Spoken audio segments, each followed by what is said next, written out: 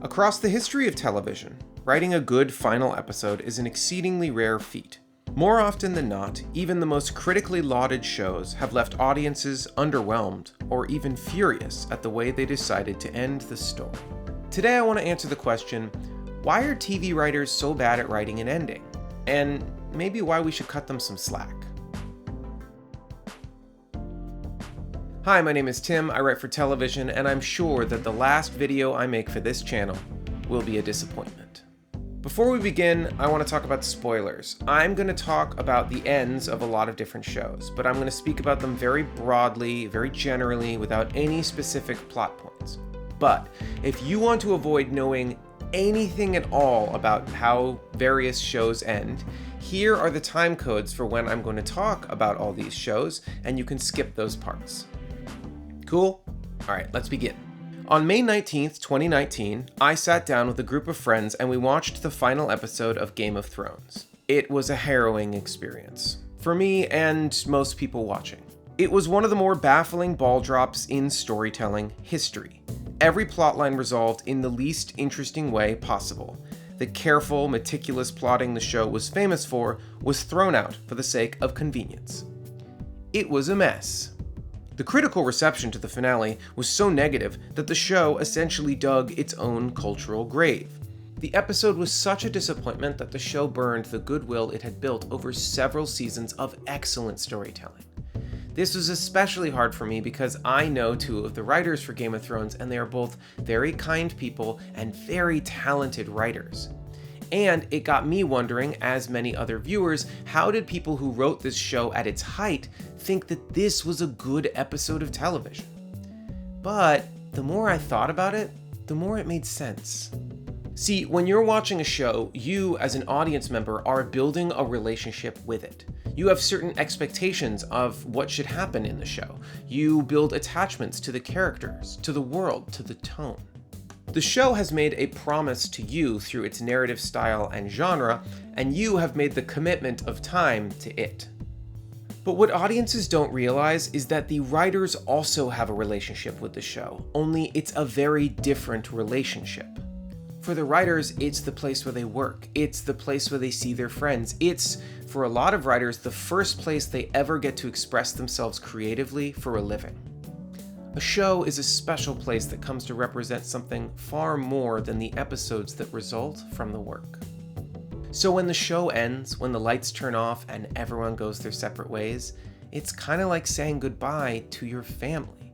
It's hard not to get sentimental. It's hard to remember that you're writing Game of Thrones, one of the least sentimental shows ever made. Breaking Bad is a terrific show that kept improving with every season, climbing ever higher with its narrative boldness. And yet, its finale, by no means terrible, was kind of a letdown. You see, the show had spent 5 seasons turning a mild-mannered chemistry teacher into a villainous crime boss. It was a story of a man becoming a monster, and it handled Walter White's gradual transformation with nuance and realism. Only in the final arc of the show, Walter becomes a hero again. He gets to fight Nazis. Why? Why take this tale of a descent into villainy and abruptly change course in the final act? Well, Bryan Cranston had been playing this man for 5 years, and like most talented actors, he had become attached to the character. He had become invested, even defensive of his anti-hero. I wake up from a dream and go, oh, you know what would be great is if he had this and he weighed this much and his hair was kind of, and I'm writing notes the whole time, and then I pitch Vince on these ideas and he's going, oh, that's a great idea. And so you start keying off each other, and pretty soon you're developing together the look of the character, the tone of the character, the pace. Cranston saw Walter White as misunderstood, as complicated, which is perfect for if you want to portray him. All great villains should feel like misunderstood heroes on the inside. But by the end of the show's run, Bryan Cranston had enough power over the show that it mattered what he thought. It mattered that he had become sentimental about the character he portrayed. So is this why TV finales suck? Is it just when unsentimental shows slide into sentimentality for their final episode? It's certainly one reason, but not the only one. Let's look at something like Lost, a show that came out swinging with some of the most exciting television of the aughts, only to limp over the finish line, a rotting husk of its former self. Its finale is sentimental, yes, but Lost was always a sentimental show, so that's not the problem. The problem is that the show was not written with an ending in mind. There was no grand plan. It was a show made for moments and nothing more. The show kept promising that there would be a solution to all its mysteries, but they had no idea what those solutions would be. When they wrote a polar bear into the first season, they did so without any explanation in mind. They wrote it just to create a moment. It's like watching a magician do a card trick where he keeps asking you to pick a card, but then he never finds it. It's a simple fact of writing TV. We write to continue, not to end. That's why we don't write movies. To us, the journey is the most important part because it's the only thing we have control over. Some writers are so averse to writing an ending that they simply don't. They put the pen down and they walk away. See The Sopranos for an excellent example of this. Now, I should point out that not all TV finales suck. One of my favorite finales is for the show Angel. This show has a very strong central premise, a thematic message that it sticks to throughout its run. The show glorifies the act of fighting the good fight, even when you know you can't win. The show makes a deontological case for struggle. Hang on, I think I should explain what deontology is. So, deontology is the philosophical belief that the morality of an action has nothing to do with its result. So, for example, killing one man to save 1,000 would be, to a deontologist, still an immoral action, because the act of killing is bad, point blank, no exceptions. The most popular deontologist in fiction would probably be Batman, with his famous no-killing rule. The characteristic of a hero, according to the show Angel, is a person who fights for what's right even if they never see their victory materialize. A hero is someone who fails but never gives up. And so, fittingly, Angel ends with the heroes fighting. Not winning, just fighting. It is a finale that feels in keeping with the show's themes while also reflecting the experience of writing for Angel. The writers found out that their show was being abruptly canceled, and that they did not have time to write the ending that they had in mind. But they had to keep writing nonetheless. They had to fight with no promise of victory.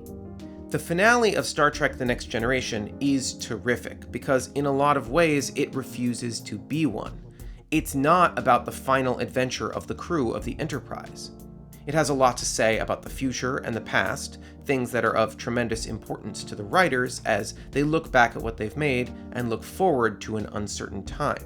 Only The Next Generation makes the very smart choice not to close the book.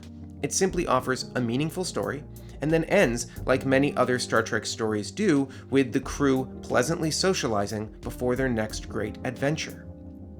And perhaps you would think that the writer of The Next Generation's finale must have found the secret sauce. He must know the perfect way to end a story, and you would be wrong, because his name is Ronald D. Moore, and he wrote the worst TV finale ever made, Battlestar Galactica.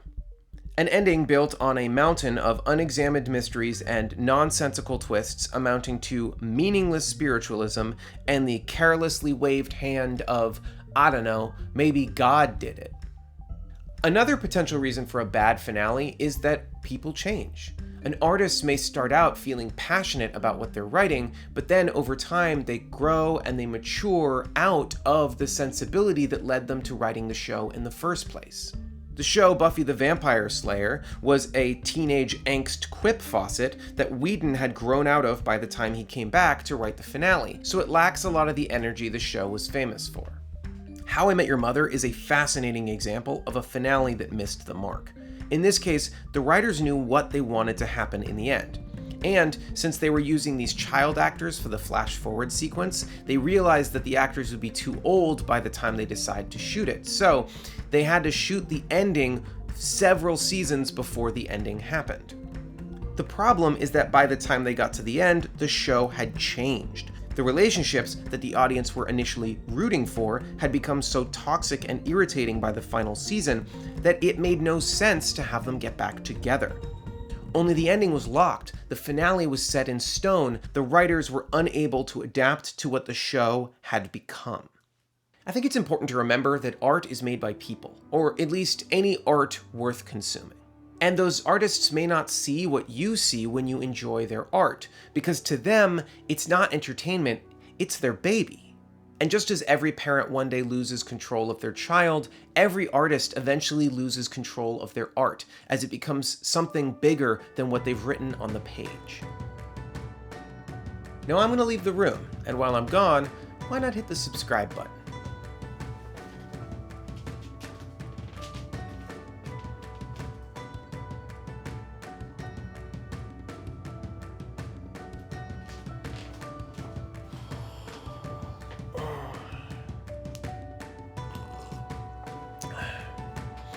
Oh, you're still here. Go away. I'll see you next week.